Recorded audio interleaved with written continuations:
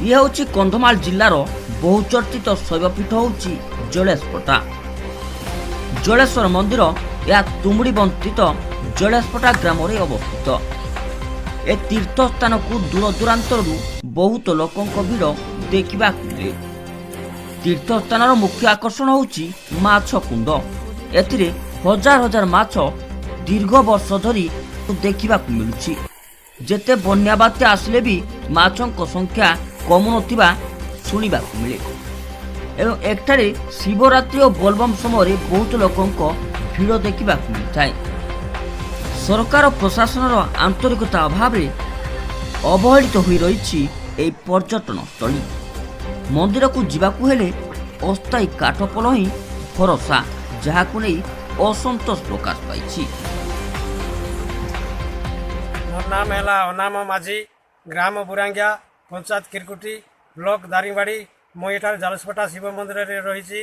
आई प्रकार बहुत दूरिया लोक मैंने दर्शन कर बहुत भल अच्छी। ए जगार महापुर जगार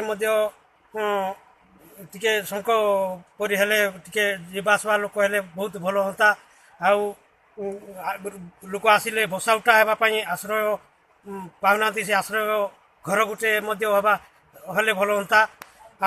कीर्तन हरिनाम कीर्तन करने गोटे मंडप घर गोटे हेले भल होता। सरकार ए प्रकार सहयोग देले बहुत भल होता।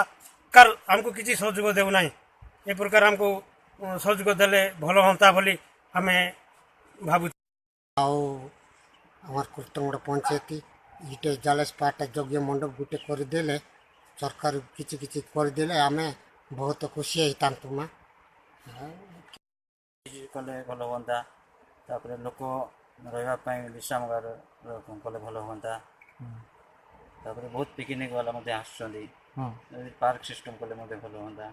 गवर्नमेंट किसी सहायता ना गवर्नमेंट किसी सहायता ना। ब्रिज बहुत कहूँ कि ब्रिज हो पारना। तापर चारिआडे आमर पाचेरी मंदिर हो पारना। निहाती आम दरकार। यज्ञ मंडप छाउणी घरे ही यज्ञ चलती भी हो पारना।